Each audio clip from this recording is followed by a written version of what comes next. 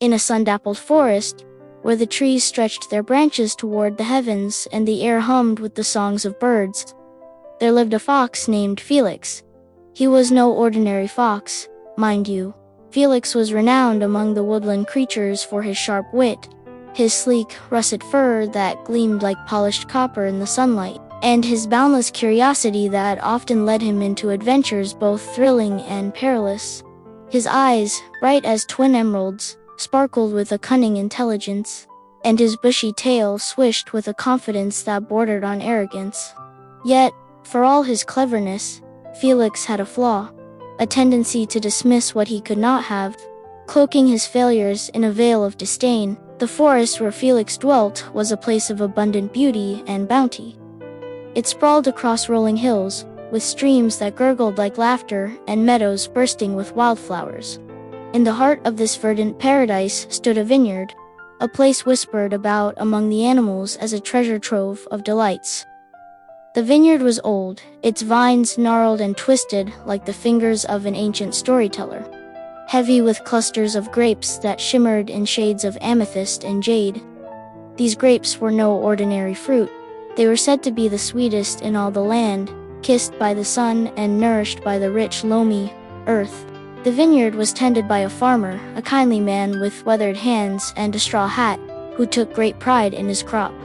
But to the animals of the forest, the vineyard was a forbidden Eden, its treasures guarded by a sturdy wooden fence and the farmer's ever-watchful eye. Felix had heard tales of the vineyard from the chattering squirrels and the gossiping sparrows. They spoke of grapes so succulent that a single bite could make one forget hunger for days. The stories ignited a fire in Felix's heart, a burning desire to taste this legendary fruit for himself. He imagined the burst of sweetness on his tongue, the cool juice dribbling down his chin, and the envy of every creature in the forest when they learned that Felix, the cleverest of foxes, had claimed such a prize. And so, one golden morning, when the dew still clung to the grass and the air was thick with the scent of blooming honeysuckle, Felix set out on his quest. The journey to the vineyard was not without its challenges. Felix navigated through thickets of brambles that tugged at his fur, crossed a babbling brook that threatened to sweep him away, and dodged the sharp talons of a hawk that circled overhead, mistaking him for an easy meal. But Felix was undeterred. His heart pounded with anticipation, and his mind raced with plans. He was Felix, after all, the fox who could outsmart the wind itself. What was a mere vineyard fence to him? At last, Felix arrived at the edge of the vineyard. The sight before him was even more magnificent than the tales had promised. The vines stretched out in orderly rows, their leaves a vibrant green canopy that swayed gently in the breeze, and there, hanging in tantalizing clusters, were the grapes, plump, ripe, and glistening like jewels in the morning light. Felix's mouth watered at the sight. He could almost taste the sweetness, feel the burst of flavor that would mark his triumph. But between him and his prize stood the fence, its wooden slats tall and unyielding, with only the narrowest of gaps between them. Felix circled the vineyard, his keen eyes scanning for a way in.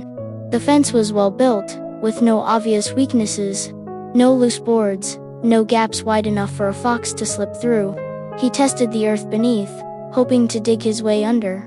But the soil was hard-packed and unyielding, reinforced with stones that the farmer had carefully placed to deter such intrusions. Felix sat back on his haunches, his tail twitching with frustration.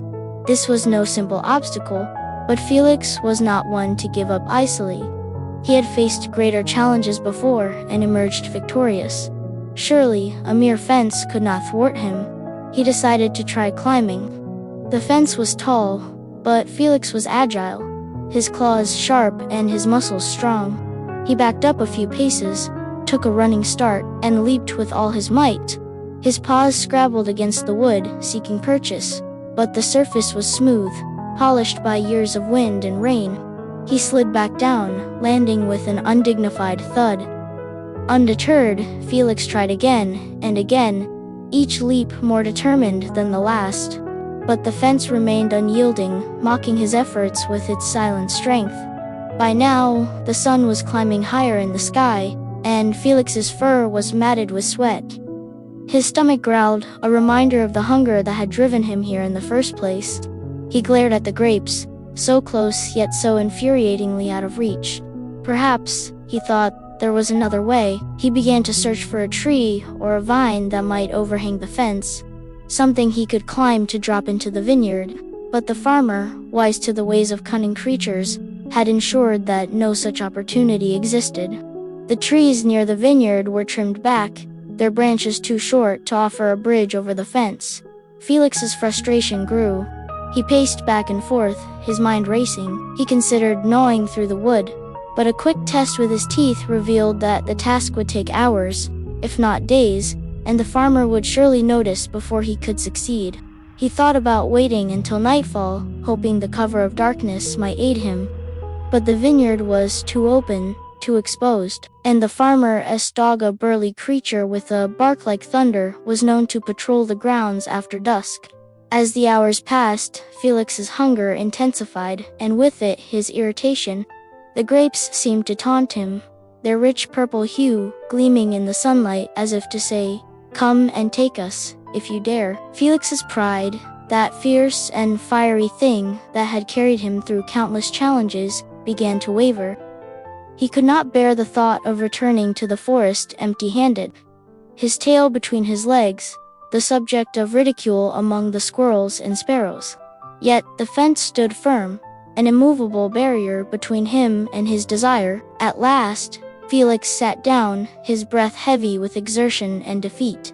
He stared at the grapes, his emerald eyes narrowing. They were beautiful, yes, but were they truly worth all this trouble? He began to rationalize, his clever mind weaving a new narrative to soothe his wounded pride. Perhaps, he muttered to himself, these grapes are not as sweet as the stories claim. Look at them hanging, they're so smugly. They're probably sour, unfit for a fox of my refined taste. The more he spoke, the more convinced he became. Yes, sour indeed. Why waste my time on such inferior fruit? There are berries in the forest, apples in the orchard, and fish in the stream. Plenty of food, more worthy of my efforts. With a final, disdainful sniff, Felix turned his back on the vineyard. He held his head high, his tail swishing with an air of nonchalance, as if the grapes had never mattered at all. He trotted back into the forest, his heart lighter now that he had convinced himself of his own narrative. The grapes were sour, he told himself, and he was better off without them. He repeated this mantra as he passed the chattering squirrels, who paused to watch him go, and the sparrows who tilted their heads in curiosity. Sour grapes, he declared loudly, should any of them dare to ask. Not worth my time. And so, Felix returned to his den, his hunger unsatisfied but his pride intact. He curled up in the cool shade, dreaming of other conquests, other prizes that would surely fall within his grasp. The vineyard faded from his thoughts, and the grapes those unattainable. Shimmering jewels became nothing more than a fleeting memory, dismissed as unworthy of his attention. But deep in the forest, the grapes hung heavy on their vines, sweet and ripe, waiting for someone bold enough, or perhaps patient enough, to claim them. The farmer harvested them in time, sharing their bounty with his family and neighbors, who marveled at their flavor. The animals of the forest continued to whisper of the vineyard's treasures, and Felix, though he would never admit it, sometimes caught himself wondering what those grapes might have tasted like. The moral of the story, the tale of Felix and the grapes, teaches us a timeless lesson about human nature, or in this case, fox nature. When faced with failure or an unattainable goal, it is often easier to dismiss its value than to confront our own shortcomings. Felix could not reach the grapes, so he convinced himself they were sour, preserving his pride at the cost of self-awareness. This story reminds us to reflect on our desires and failures honestly, to recognize when we are rationalizing to avoid discomfort, and to strive for perseverance and humility rather than succumbing to the temptation to devalue what we cannot have. By acknowledging our limitations and learning from them, we opened ourselves to growth and the possibility of future success, rather than settling for the bitter comfort of sour grapes.